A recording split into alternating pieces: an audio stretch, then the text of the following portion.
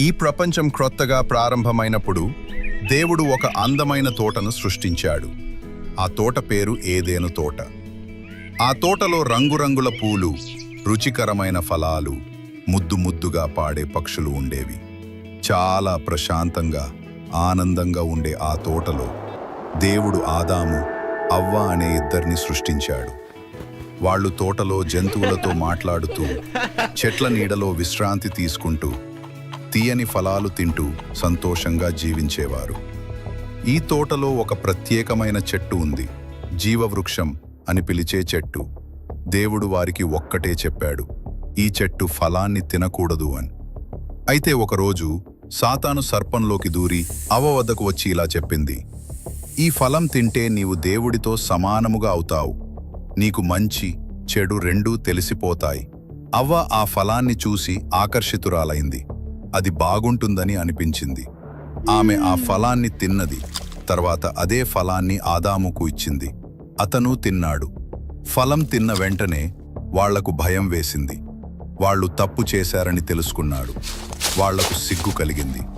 ఇప్పటి వరకు ఎప్పుడూ వారికి అలా అనిపించలేదు. దేవుడు వారిని పిలిచినప్పుడు సిగ్గుతో పొదల చాటున దాక్కున్నారు. ఆయన చెప్పిన మాటను విననందుకు దేవుడు చాలా బాధపడ్డాడు. దేవుడు వారిని కారణం అడిగినప్పుడు వారు ఒకరి మీద ఇంకొకరు నిందలు వేసుకుంటూ వచ్చారు.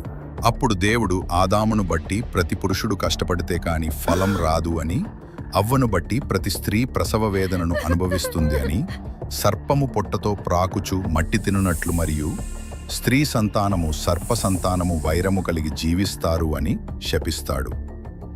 దేవుడు వారిని ఏదెను తోట నుండి బయటకు పంపించాడు. ఆదాము, అవ్వ తోటను విడిచిపెట్టి బయటకొచ్చారు. బయట ప్రపంచం చాలా కష్టంగా అనిపిస్తుంది. వాళ్ళు తినడానికి తిండి పండించుకోవాలి, ఇల్లు కట్టుకోవాలి, వాన ఎండ తట్టుకోవాలి, ఇవన్నీ నేర్చుకుంటూ జీవించాలి. జీవితం ఇక అంత సులభం కాదు. వాళ్ళు కష్టపడి జీవించాల్సి వచ్చింది. కానీ ఆ కష్టాల్లోనే వాళ్ళు ధైర్యం, ప్రేమ, విశ్వాసం నేర్చుకున్నారు.